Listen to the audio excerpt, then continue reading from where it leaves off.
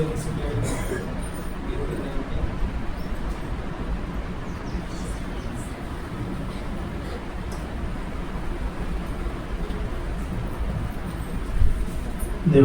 మహిమ కలుగును గాక. చేయించిన సంఘానికి దేవుని ఆత్మకు నా యొక్క తెలియజేస్తున్నాను. ఇప్పుడు మనం చదువుకున్న 119 కీర్తన ధ్యానించడానికంటే ముందుగా ఒక చిన్న మాటతో మనం యొక్క ధ్యానాన్ని ఆరంభించుకుందాం. తలలో వచ్చి ఒక చిన్న ప్రార్థన. మిక్కిలిగా ప్రేమించిన మా ప్రియ పరలోకపు తండ్రి, మహోన్నతుడా, మా రాజా యేసుక్రీస్తు ప్రభువా, ఈ హృదయాలను మందిరానికి నడిపించి తండ్రి మీకు మందిర ప్రసన్నతను మందిర ప్రభా తండ్రి ఇచ్చిన నామం తెలిసిన తండ్రి ప్రభా చదవబడే వాక్య భాగాన్ని మాకు దీవెనకరంగా ఉంచమని నీకు ఆకాశ వాక్యం విప్పి నీవే మాతో మాట్లాడుతున్నామని వాక్యమైన యేసునామని పెట్టుకుంటున్నాం తండ్రి. ఆమేన్.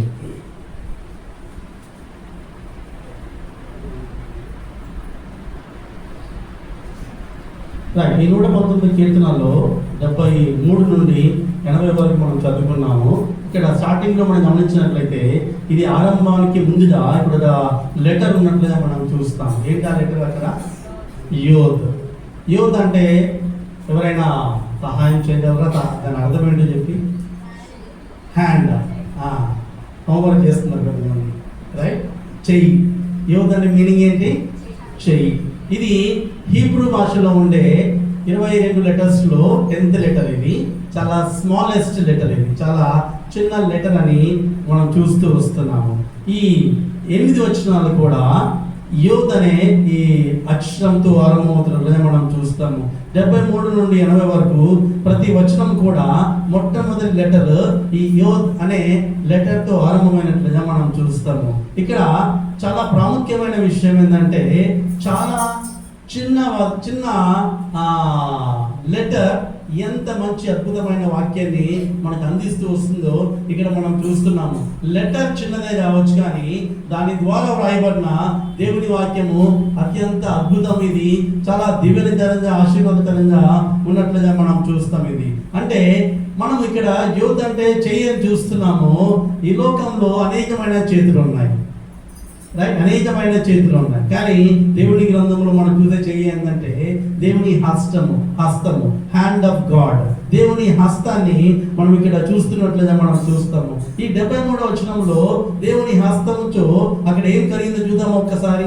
నీ చేతులు నన్ను నిర్మించి నాకు రూపు ఏర్పరచను అని మనం చూస్తున్నాం. ఇక్కడ నీ చేతులు నన్ను నిర్మించి నాకు రూపు ఏర్పరచను. నిర్మించిన వాడు ఈ లోకంలోకి రాబడుతున్నట్లుగా వస్తున్నట్లుగా మనం చూస్తాము. కీర్తనకారుడికి ఏమర్థమైందంటే తనని దేవుని హస్తములు రూపించినట్లుగా కీర్తనకారుడు గ్రహించినట్లుగా ఇక్కడ మనం చూస్తాము. కాబట్టి కీర్తనకారుడికి ఉన్న అద్భుతమైన అనుభవం ఏంటంటే తనను నిర్మించింది భౌతికంగా తన తల్లి కావచ్చు, కానీ అది ప్రాముఖ్యంగా తను ఎవరిచే నిర్మించబడాడట? దేవుని హస్తంచే నిర్మించబడినట్లుగా మనం చూస్తాము. ఇక్కడ మనం చూసినట్లయితే మొట్టమొదటిగా అసలు ఈ లోకంలోకి మనిషి ఎలా వచ్చిండు, అసలు ఈ లోకంలోకి ఆదాము ఎలా వచ్చిండు, అవ్వ ఎలా వచ్చింది, మిగిలిన వాళ్ళంతా ఎలా వచ్చారు, యేసుక్రీస్తు వారు ఎలా వచ్చారు ఈ లోకానికి అని కాస్త మనం ధ్యానం చేసినట్లయితే ఆదాము ఎలా వస్తున్నాడు ఈ లోకంలోకి? By way of creation. దేవుడు అంతకుముందు మనిషి లేని దాన్ని సృష్టించడమే క్రియేషన్ అంటాం మనం.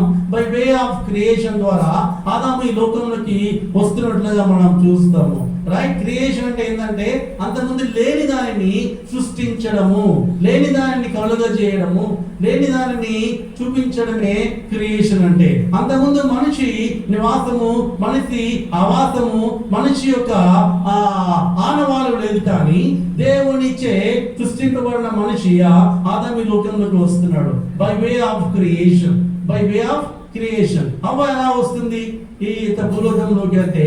By way of formation.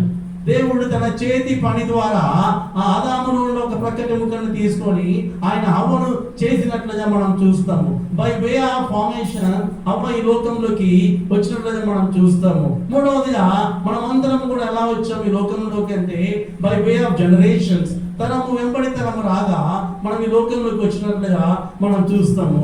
మరి యేసుక్రీస్తు వారు భూలోకంకి ఎలా వచ్చారు అంటే బై వే ఆఫ్ ఇన్కార్నేషన్. ఆయన ఎలా అవతారిగా ఆయన భూలోకానికి వచ్చినట్లుగా మనం చూస్తాము. 2000 సంవత్సరాల క్రిందగా ఆయన పరలోకంలో భూలోకానికి రక్త మాంసము ధరించుకొని సశరీరుడిగా నరావతారంతో ఆయన భూలోకంలోకి వచ్చినట్లుగా మనం చూస్తాము.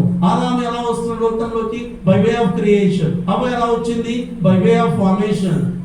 అలాగే మనమందరం ఎలా వచ్చాం బై వే ఆఫ్ జనరేషన్స్. యేసుక్రీస్తు వారు ఎలా వచ్చారు ఈ లోకంలోకి బై వే ఆఫ్ ఇన్కార్నేషన్. నరావతారిగా ఆయన భూలోకంలోకి వచ్చినట్లుగా మనం చూస్తాము. చూసారా, ఈ యొక్క కీర్తనాకారుడికి అదంతా అర్థమైపోయి తను ఏమన్నాడంటే, దేవా నీ చేతులను నిర్మించి ఉన్నావని ఆయన మాట్లాడుతున్నట్లుగా మనం చూస్తాము. ఈ యొక్క కీర్తనను మనము ఈ విధంగా డివైడ్ చేసుకోవచ్చు. 73 నుండి 75 వరకు ది లార్డ్స్ హ్యాండ్, దేవుని హస్తాన్ని ఇక్కడ మనం చూస్తాము 73 నుండి 75 వరకు. అలాగే 76 నుండి 77 వరకు ది లార్డ్స్ హార్ట్, దేవుని హృదయాన్ని మనం చూస్తాం. అక్కడ 78 నుండి 80 వరకు ది లార్డ్స్ హెల్ప్, దేవుని సహాయాన్ని మనం చూస్తాము. Let us see once again 73 నుండి 75 వరకు ది లార్డ్స్ హ్యాండ్, దేవుని హస్తంగా మనం చూస్తాము.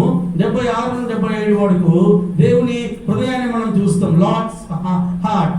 78 నుండి 80 వరకు ది లార్డ్స్ హెల్ప్, దేవుని సహాయాన్ని మనం చూస్తాము. అయితే దేవుని హస్తము ఏ విధంగా ఉపయోగపడిందో చూసినట్లయితే ఒక్కసారి మనం జ్ఞాపకం చేసుకుంటే, ఈ వాతావరణంలోని శక్తుల ఒత్తిడి వలన కానీ, కోతి నుండి కానీ, మరి దేని నుండి కానీ మనిషి ఈ భూలోకంలోకి రాలేదు. ఎవరైనా నేను కోతి నుండి వచ్చాను అంటే, లేదా ఈ వాతావరణంలో ఉండే ఒత్తిడిల వల్ల, శక్తుల వల్ల నేను వచ్చాను అంటే, దేవుని వాక్యాన్ని వారు అవమానించినట్లే, దేవుని వాక్యాన్ని వారు తక్కువ చేసినట్లే, దేవుని శక్తిని, దేవుని వారు ఎరుగునట్లే. మనం ఎలా వచ్చాము?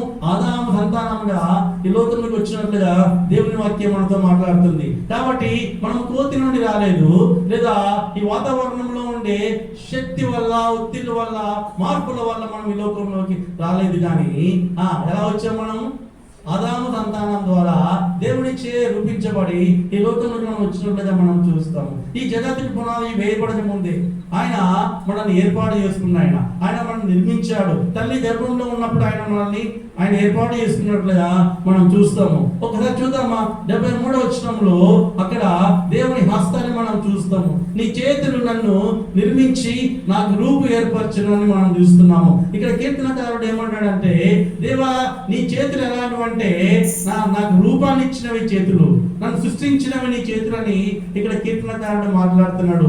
దేవుని చేతిలో ఏముందంట? సృష్టి నిర్మాణము దాగి ఉంది. ఆయన చేతిలో ఏముంది? ఆయన చేతిలో ఏముందంటే సృష్టి నిర్మాణం ఆయన చేతిలో దాగి ఉంది. Everything was made by him, సమస్తము ఆయన ద్వారానే కలిగెను. ఈ లోకంలో మన ఇన్వెన్షన్స్ చాలా ఉన్నాయి, కానీ మన creations లేవంటారు. నేనేమంటాను? we cannot create anything, we can invent something. ఎందుకంటే మన ప్రధానమైన క్రియేటర్ ఎవరు? మన సృష్టికర్త ఎవరు? ఈ సృష్టిని నిర్మించిన నిర్మాణకుడే. ఆయనే సమస్తాన్ని సృష్టించగలడు. ఆయనను వదిలి ఆయనకు దూరంగా మనం దేన్ని కూడా సృష్టించలేము. ఆయన సృష్టించిన దానిలో నుండి మనం ఏదైనా తయారు చేయగలము. మన లిమిట్ అంతే, మన పరిధి అంతే, మన పరిమితి అంతే. కానీ ఆయనకు మాత్రము అసాధ్యమైనది ఇది లేదని ఇక్కడ దేవుని వాక్యం మనం చూస్తున్నాము. అంటే 73వ వచనములో ఆయన హ్యాండ్స్ ఎలా ఉన్నాయంటే సృష్టించినట్లుగా మనం చూస్తాము. ఒకసారి 74వ వచనం చూద్దామా? 74వ వచనం, 74th verse. నీ వాక్యం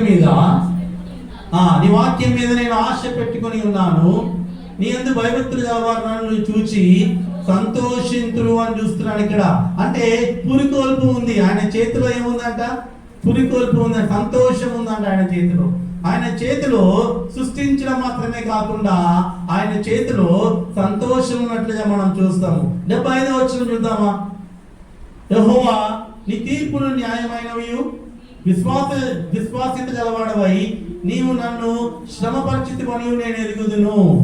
అక్కడ ఏమంటున్నాడంటే ఇక్కడ దేవుని చేతిలో ఏముందంట? ఆయన చేతిలో ప్రేమ ఉంది, ఆయన చేతిలో ఆశీర్వాదం ఉంది. ఎలా ఆశీర్వాదం? అక్కడ ఏమని వ్రాయబడింది? శ్రమ పరిస్థితి అని వ్రాయబడి ఉంది. మరి దాంట్లో ఆశీర్వాదం ఏంటి? ఒక రాజుకు కిరీటం కావాలంటే ఏం కావాలి చెప్పండి? ఒక రాజుకు కిరీటం కావాలంటే, ఒకడు సామ్రాజ్యాధిపతి కావాలంటే, చక్రవర్తి కావాలి అంటే అతను ఏమి చేయాలి? అనేకమైన యుద్ధాలు చేయాలి, ఆ యుద్ధాలను జయించాలి. అప్పుడు ఆయనకి ఏమొస్తుంది? కిరీటం వస్తుంది, లేదా చక్రవర్తి అనే పదవి వస్తుంది. ఒక్క రాజ్యాన్ని జయించిన వాడు రాజు, అనేక రాజ్యాలను జయించిన వాడు చక్రవర్తి. కాబట్టి అనేకమైన రాజ్యాలను జయించి పోరాడి ఆ యుద్ధంలో గెలిచి కిరీటం తెచ్చుకోవాలి. అలాగే మనం కూడా మన దైనందిక జీవితాల్లో, మన విశ్వాస జీవితాల్లో, మన కుటుంబ జీవితాల్లో, మన వ్యక్తిగత జీవితంలో, మన సమాజ జీవితంలో, మన సంఘ జీవితంలో, మన ప్రైవేట్ లైఫ్ లో మనకు ఎన్నో పోరాటాలు ఉంటాయి కదా. ఆ పోరాటాలు మనం ఏం చేయాలంట? విజయం పొందాలి. ఎవరి ద్వారా విజయము? ఆయన చేతిని అడ్డం పెట్టుకొని మనం విజయం పొందితే అప్పుడు మనకు సంతోషము కలుగును, అప్పుడు మనకు ఘనత కలుగునని ఇక్కడ మనం చూస్తున్నాము. కాబట్టి దేవుని వాక్యంలో ఆయన చేతి గురించి వ్రాయబడగా ఆయన హస్తము ఎంత బలమైనదో, ఆయన హస్తములో ఏమి దాగి ఉందో మనం చూస్తాం ఇక్కడ కదా. ఇంకొక మాట మనం జ్ఞాపకం చేసుకున్నట్లయితే, సృష్టిలో దేవుడు సమస్తాన్ని ఏం చేశాడండి? ఆది తన మొదలైతే వెళ్ళిపోతాం, తీసే అవసరం లేదు. కానీ అక్కడ ఆయన 5 రోజులుగా ఏం చేస్తున్నాడు చెప్పండి? ఆయన నోటి మాట ద్వారా సృష్టిని కలుగజేసిండు. For the first 5 days he just uttered a word. ఆయన ఏం చేసిండు? మొదటి 5 రోజులు కేవలము మాట ద్వారా మాత్రమే ఆయన సమస్తాన్ని కలుగజేసిండు. 6వ రోజు ఆయన చేతి పని ఆరంభమైంది. ఆయన ఏదైనా తోటలో ఉన్న ఆ ఎర్రమట్టిని తీసుకొని ఆదాముని చేసి ఆ నాసిక రంధ్రాల్లో ఏముందిండు? జీవాత్మను ఊదగా నరుడు చూసారా? ఆయన ఊపిరిని మనకి ఇచ్చినట్లు అక్కడ మనం చూస్తాం. ఆయన చేతి పని ఎక్కడ ఆరంభమైంది? ఏదైనా తోటలో. ఏ దినం ఆరంభమైంది? 6వ దినము ఆరంభమైంది. ఆయన ఆరంభమైన ఆయన చేతి పని అది కొనసాగుతూనే ఉంది. ఆయన నిన్ను నన్ను ఆయన హస్తమును భద్రపరిచి ఆయన నిర్వహిస్తున్నాడు, నడిపిస్తున్నాడు. ఒక అద్భుతమైన ఆలోచనను కీర్తనకారుడికి మనం ఇస్తున్నట్లుగా ఇక్కడ మనం చూస్తాము. ఒకసారి మనం జ్ఞాపకం చేసినట్లయితే ఈ సృష్టి మొత్తాన్ని మనం చూసినప్పుడు ఎంత అద్భుతంగా అనిపిస్తుంది కదా, ఎంత అద్భుతంగా అనిపిస్తుంది. నేను ఒకసారి షిమ్లాకి వెళ్ళాను. షిమ్లాలో ఆ కుఫ్రీ మీదకి వెళ్ళి అలా ఆ కొండల్ని, ఆ మంచు పర్వతాలని అలా చూస్తూ ఉంటే అది అనిపించింది. మనాలికి వెళ్ళాను. మనాలిలో అది చూస్తూ ఉంటే అనిపించింది దేవుని చేతి పని ఎంత అద్భుతంగా ఉంటుందా. మేఘాలు మనం దాటుకుంటూ అలా వెళ్ళిపోతూ ఉంటే కింద లోయ, పైన ఆకాశం, పక్కన తెల్లని మంచు లాంటి కొండ. సాయంత్రం 5-6 గంటలకి ఆ కొండల మీద సూర్యుని వెలుతురు పడగానే అది బంగారపు రంగులో అది మెరుస్తూ ఉంటే చూడడానికి 2 కళ్ళు సరిపోవు. అప్పుడు మన హృదయంలో వచ్చే ఆనందం ఏంటి? నా దేవుడు ఎంత అద్భుతమైన సృష్టిని ఆయన కలిగజేసిండు. ఈ సృష్టి అంతా కూడా ఎలా జరిగింది చెప్పండి? నేను దేవుని మాట ద్వారా. కానీ నేను ఎలా నిర్మించబడ్డం తెలుసా? ఆయన చేతి పని ద్వారా. ఇప్పుడు ఆ అద్భుతమైన దాన్ని చూసి నేనేమనుకున్నా తెలుసా? నీకంటే నేను గొప్పవాడిని. వై? ఎందుకు? దేవుడు మాట ద్వారా మాత్రమే నేను చేసిండు. నేను ఆయన చేతి పని అని నేను గర్వపడ్డా, నేను ఆనందపడ్డా, అతిశయపడ్డా. ఒక ప్రశ్న ఈ ఉదయ కాలంలో, కొత్త నిబంధనలో దేవుడు తన మాట ద్వారా ఎన్ని అద్భుతములు చేసిండు, చేతి ద్వారా ఎన్ని అద్భుతములు చేసిండు చెప్తారా ఎవరైనా? ఆయన మాట ద్వారా అద్భుతం చేసిండు, చేతి పని ద్వారా కూడా అద్భుతం చేసిండు. కొత్త నిబంధన మనం అప్లై చేసుకుని అడుగుదాం ఒక్కసారి. లాజరు బయటికి రా, నోటి మాటనా చేతి పని ఇది? నోటి మాట. తుఫాను గద్దించిండు, ఇది నోటి మాటనా ఆయన చేతి పనియా? దయ్యములను వెళ్ళగొట్టిండు, ఇది ఆయన నోటి మాటనా చేతి పనియా? కదా, ఇది నోటి మాట. మరి చేతి ద్వారా ఆయన ఎన్ని అద్భుతములు చేసిండు చెప్తారు ఎవరైనా? Very good. తల్లులైన ఆమెకి ఏం చేసింది అక్కడ? ఆయనకు బురదను తీసి వెరీ గుడ్. ఇంకా చెయ్యి పట్టుకొని లేపుతున్న కామని ఒక చిన్నదానా లే అని చనిపోయినా ఆమె లేపుతాడు. ఇక్కడ ఏంటంటే ఆయన చేతి పని ద్వారా ఆయన హస్తం పట్టుకొని స్వస్థత చేసిండు. అంత మాత్రమే కాకుండా ఆయన నోటి ద్వారా కూడా ఆయన స్వస్థత అనుగ్రహించిండు. ఒక్కసారి మనం జ్ఞాపకం చేసుకుందామా? మనల్ని రక్షించడానికి, మన పాపాలను ఆయన విమోచించడానికి ఆయన చేతులలో ఏమొచ్చినాయంట? రక్షించిన చేతులు, మరణాన్ని లేపిన చేతులలో ఆయన చేతులలో చీరలు, ఆయన కాళ్ళలో చీరలు, ఆయన తలపైన ముళ్ళ కిరీటం, ఆయన వీపంతా నాగటి చాలా వల్ల దున్నపడింది. 10,000 మందిలో కాంక్షణీయుడు, అతి సుందరుడు, ధవలవర్ణుడు, అటువంటి అపరంజి వంటి అటువంటి అద్భుతమైన వర్ణన జరిగిన మన దేవుడు ఆ యొక్క మిట్ట మధ్యాహ్నం వేళలో ఆ ఎండ వేడినికి ఆయన తనను తాను అప్పగించుకొని ఆయన చివరి బొడ్డు వరకు రక్తాన్ని కార్చి ఆయన సమాధిలోకి వెళ్ళిపోయి సమాధిలో 3 దినాలు ఉండి సమాధిని జయించి మరణాన్ని ముళ్ళెక్కడ అని విజయం అంటే మరణాన్ని జయించి ఆయన పునరుద్ధరణుడై ఆయన పరలోకానికి వెళ్ళినట్లుగా మనం చూస్తాము. మన పాప క్షమాపణ కోసమని నీవు అడగొచ్చు, నా కోసం దేవుడు ఏం చేసిండు, ఆయన చేతులు ఏం చేసినాయి తెలుసా? నీ కోసం నా కోసమై ఆయన చేతులలో ఆయన చీరలు కుట్టించుకున్నాడు. ఆ చీరల కుట్టించుకోకపోతే ఈ విధంగా ఆయన మందిరంకి వచ్చి ఆయన ఆరాధించేవారని కాదు, ఆయన జనపరిచేవారని కాదు, ఆయన పిల్లలు అయ్యే భాగ్యం మనకు ఉండేది కాదు, ఆయన సందర్భంలో మనం బిడ్డలము అయ్యేవారని కాదు. కాబట్టి జ్ఞాపకం చేసుకుందాం, ఎంత అద్భుతమైన ఆలోచనను కీర్తనకారుడు మన ముందు పెడుతున్నది ఉదయ కాలంలో. దేవుడి చేతి పని ఎంత అద్భుతమైనది, రైట్? ఆయన చేతి పనిని నేను ఇంకా అలాగే ధ్యానం చేస్తూ వెళ్ళిపోతూ ఉంటే అలా సైంటిఫిక్ అని కాస్త ఆలోచిస్తే నాకేమర్థమైందంటే, నో 2 flowers ఆర్ సేమ్. 2 పువ్వులు ఒకేలా లేవు. No 2 grass leaves are same. 2 గడ్డి పోచలు ఒకేలా లేవు, right? 2 genes, 2 genes are not same. 2 జన్యువులు ఒకేలా లేవు. అందుకే DNA వాళ్ళు ఈరోజు హ్యాపీగా పనిచేస్తున్నారు. దేవుడు వాళ్ళు ఎక్కువ శ్రమ పెట్టలేదు, ఎందుకంటే ఆయన మించిన దేవుడు లేడు కాబట్టి, రైట్? ఆ ఒకే రకమైన జన్యువులు ఉంటే ఇది ఆమవా ఇమో అని చెప్పడానికి చాలా ఇబ్బంది పడేవారు. సైన్స్ స్టూడెంట్కి అర్థమవుతుంది నేను చెప్పే మాట. కాబట్టి 2 genes are not same, 2 natures are not same. 2 గుణాలు, 2 స్వభావాలు కూడా మనుషులకు సమానంగా ఎప్పుడు ఉండవు. మనం అంటూ ఉంటాం, ఈమె సేమ్ వాళ్ళ అత్త పోలిక, వాళ్ళ మామ పోలిక అని చెప్పుకుంటూ ఉంటాం. అది మన ఆనందమే. కానీ దేవుని పోలిక, దేవుని చేతిలో మనం ఎలా 2 డిఫరెంట్ యూనిట్స్. 2 ఆలోచనలు సేమ్ కాదు, మన ఎమోషన్స్ కూడా సేమ్ కాదు, రైట్? వాటన్నిటికి పరిమితులు ఉన్నాయి, వేరు వేరుగా ఉంటాయి. అయితే 2 మనుషులు కూడా ఒక్కరు కాదు. అంటే ఆయన చేతి పని ఎంత యూనిక్ గా ఉంది, ఎంత ప్రత్యేకమైనదిగా ఉందో మనం జ్ఞాపకం చేసుకోవాలి. ఆయన చేతి పని చాలా యూనిక్ ఆయన. కాబట్టి మనమందరము చాలా భాగ్యవంతులము, మన ధన్య జీవులము. మనందరూ కూడా ఒక స్పెషల్ ఐడెంటిటీ కార్డు ఉంది ఈ లోకంలో. మనం ఎక్కడైనా పని చేస్తే కాలేజ్కి వెళ్తే ఐడి కార్డు ఇస్తారు. ఎందుకంటే మీరిద్దరు సేమ్ కాబట్టి డౌట్ వస్తుంది మాకు, మీరు 2 తెలుసుకోవాలని. దేవుడికి ఐడి కార్డు అవసరమా?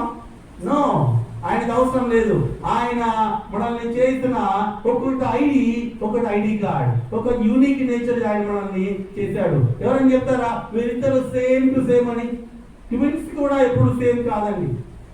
ట్విన్స్ కూడా, కవలలు కూడా ఎప్పుడు సేమ్ కాదు. అందుకే ఆ అపోస్తలుడైన పౌలు ఏమన్నాడంటే, దేవుడు ఏమన్నాడని అన్నయ్యతో మాట్లాడుతూ అపోస్తలుడైన పౌలు గురించి నేను ఏర్పరచుకున్న సాధనమని మాట్లాడతాడు, రైట్? అపోస్తలుడైన పౌలు గురించి మనము కూడా ఒక ప్రత్యేకమైన సాధనముగా మనము దేవుని మందిరంలో ఉండాలని, మనము మొరపెట్టే వారంగా ఉండాలి, అవిధంగా జీవించే వారంగా ఉండాలి. ఒకసారి చూద్దామా యెషయా గ్రంథం 41వ అధ్యాయం 10వ వచనంలో దేవుని హస్తం ఎలా ఉందో.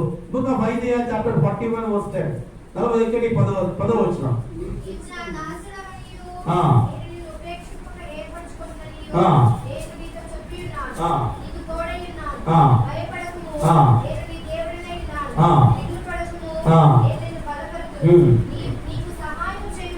నీకు సహాయము చేయవాడని నేనే, నీతి అన్న దక్షిణ హస్తముతో నిన్ను ఆదుకొందును. ఆయన హస్తంలో ఏముందంట? ఆయన హస్తముతో మనల్ని ఆదుకుంటాడు. యోహాను సువార్త 10:29 చూద్దామా? John's gospel chapter 10 verse 29, 10:29. వాటిని గొప్పవాడు కనుక నా తండ్రి చేతిలో నుండి ఎవడును వారిని వాటిని అపహరింపలేడు. ఆయన చేతిలో ఏముందంట? కాపుదల ఉంది. ఆయన చేతిలో ఆదరణ మాత్రమే కాదు, ఆయన చేతిలో ఏముందంట? కాపుదల ఉంది.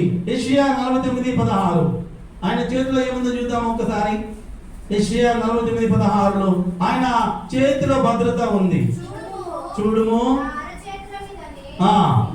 నిన్ను చెక్కి ఉన్నాను, నీ ప్రాకారములు నీ ఎదుట నా ఎదుట ఉన్నవి. ఆయన అరచేతిలో చెక్కి ఉన్నామంటే మన ఫౌండేషన్ ఎక్కడ ఉందంట? మన భద్రత ఎక్కడ ఉందంట? ఆయన హస్తంలో ఉంది. కీర్తన 39:10 కీర్తన 39:10 ఆయన చేతి మనల్ని ఏం చేస్తుందంట? నడిపిస్తుంది. ఇంకా ముందుకెళ్తే పట్టుకున్నాను అని కూడా చూస్తాం. అక్కడే మనము ఆయన కుడి చేయి మనల్ని పట్టుకుంటుంది, ఆయన హస్తం మనల్ని ఆదుకుంటుంది, ఆయన హస్తం మనల్ని కాపుదల ఇస్తుంది, ఆయన హస్తంలో భద్రత ఉంది, ఆయన హస్తంలో నడిపింపు ఉంది, ఆయన హస్తము మనల్ని నడిపిస్తున్నట్లుగా పట్టుకున్నట్లుగా మనం చూస్తాము. యెషయా 41:13 చూద్దాం. యెషయా 41:13 భయపడకుము, నేను నీకు సహాయం చేసేదని చెప్పుచు నీ కుడి చేతిని పట్టుకొని ఉన్నాను అని చూస్తాం అక్కడ. అట్లా 48:13 చూద్దామమ్మా. 48:13 నా హస్తము పునాది వేసే హస్తము ఆయన హస్తము.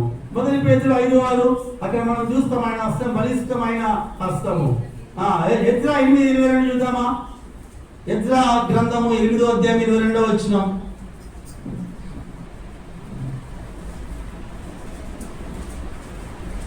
అక్కడ ఆయన హస్తం మనల్ని తోడుగా ఉన్నట్లుగా మనం చూస్తాము. ఆయన హస్తము తోడుగా ఉండే హస్తము. నా దేవుడైన యెహోవా హస్తము నాకు తోడుగా ఉండును. అట్లాగే అపోస్తల కార్యములు 11:21 చూద్దామా. అపోస్తల కార్యములు 11:21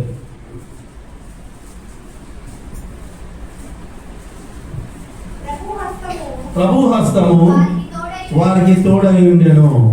చూసారా ఇక్కడ యెషయాలో మనం చూస్తాము ఆయన హస్తము ఆదికున్న హస్తము. యోహాను సువార్తలో మనం చూస్తాము అది కాపుదలనిచ్చే హస్తము, అలాగే భద్రపరిచే హస్తము, అలాగే నడిపించే హస్తము, సహాయపడే హస్తము, ఆదుకునే హస్తము, పునాది అయిన హస్తము, బలిష్టమైన హస్తము, తోడుగా ఉండే హస్తము. చివరి ఏం చూస్తున్నాం అక్కడ అపోస్తల కార్యంలో? అక్కడ ప్రభు హస్తము ఆయన వైపు తిప్పే హస్తం. అది మొత్తం చదవము ఒకసారి. 11:21 ప్రభు హస్తము వారికి తోడై ఉండేదంట. నమ్మిన వారు అనేకులు ప్రభు తట్టు తిరిగి అనేక మందిని ప్రభు వైపుకి తిప్పిన హస్తం ఇది. కాబట్టి ఆయన హస్తం మనల్ని ఏం చేసింది? మనల్ని ప్రభు వైపు తిప్పుతున్నట్లుగా మనం చూస్తాము. కాబట్టి నీవు నేను ఎవరి హస్తంలో ఉండాలి? ఎవరి హస్తంలో ఉండాలి? ఎవరి హస్తాన్ని మనం పట్టుకొని ఉండాలి? ఎవరి హస్తంలో మనం చెక్కబడి ఉండాలి? ఎవరి హస్తంలో నడిపించబడాలి? ఎవరి హస్తం మనం భద్రపరచబడాలి? ఎవరి హస్తం మనకు కాపుదలనిస్తుంది? ఎవరి హస్తం మనల్ని ప్రభు వైపు తిప్పుతుంది?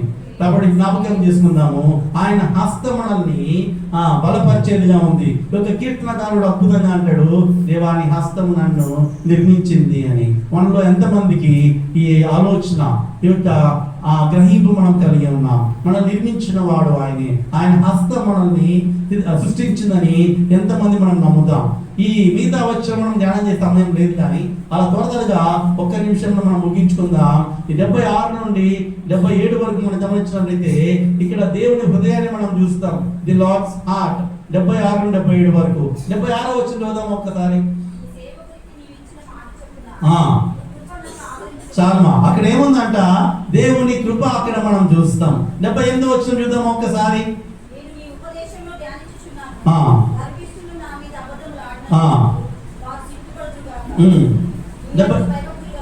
77 వచ్చిన నేను బ్రతికినట్లు నీ కరుణా కటాక్షములు నాకు కలుగును. ఆయన హృదయంలో ఏముంది? కృప ఉంది. ఆయన హృదయంలో ఏముంది? కటాక్షం ఉన్నట్లుగా మనం చూస్తాం, కరుణ కటాక్షం ఉన్నట్లుగా మనం చూస్తాము. అటువంటి గొప్ప దేవుణ్ణి మనం కలిగి ఉన్నాం. 78 నుండి 80 వరకు మనం చూసినట్లయితే ఇక్కడ ది లార్డ్స్ హెల్ప్, ఆయన మనకు సహాయకుడని మనం చూస్తాము. ఏ విధంగా ఆయన సహాయకుడు చూద్దామా. 78వ వచనంలో, నేను నీ ఉపదేశములను ధ్యానించుచున్నాను, గర్విష్ఠులు నా మీద అబద్ధములాడినందుకు అని మనం చూస్తాము. రైట్, ఇక్కడ ఆయన మన పక్షమున యుద్ధము చేసే చేతులు ఆయన చేతులు. ఆయన చేతులు ఎలాంటి చేతులు అంట? గర్విష్ఠులు మన మీద అబద్ధములాడిన, గర్విష్ఠులు మనకు వ్యతిరేకంగా విరోధంగా వచ్చిన మన పక్షంగా ఆయన చేతులు ఏం చేస్తాయంట? యుద్ధము చేసే చేతులు. 78వ వచనం చూద్దామా ఒక్కసారి. నీ యందు భయభక్తులు గలవారును, నీ శాస్త్రనామ తెలుసుకున్న వారును నా పక్షమున నందురుగాక. ఆయన చేతి మనల్ని ఆయన సన్నిధికి నడిపించింది. ఇక్కడ ఆయన మందిరంలో ఉండేవారు ఆయన పక్షమున ఉన్నారా? అంతే కదా. ఆయన పక్షంలో ఉన్న వారిని ఆయన చేతులు ఆయన మందిరంకి నడిపించినట్లుగా మనం చూస్తాము. 80వ వచనం చూద్దాం ఒక్కసారి. నేను సిగ్గుపడకుండానట్లు ఆయన చేతులు మన విశ్వాసాన్ని అభివృద్ధి పరిచే విధంగా ఉన్నాయని ఇక్కడ మనం చూస్తాము.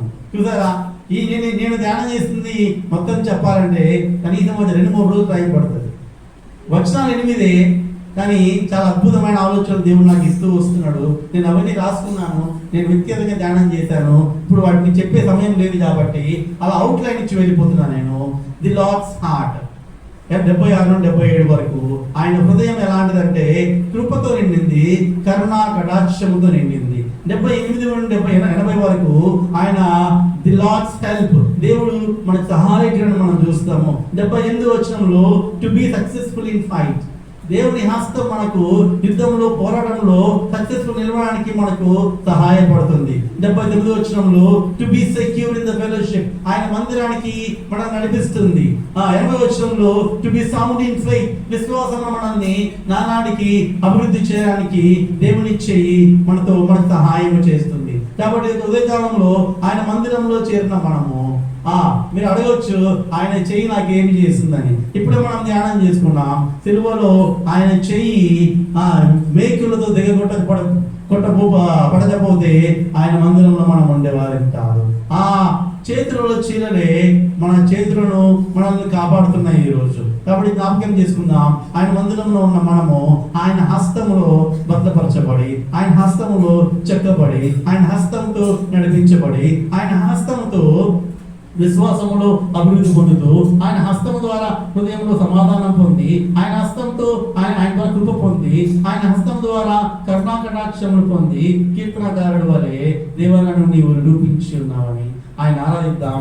ఆ విధంగా చేయడానికి పరిశుద్ధాత్మ దేవుడు మనకు సహాయం చేయను గాక.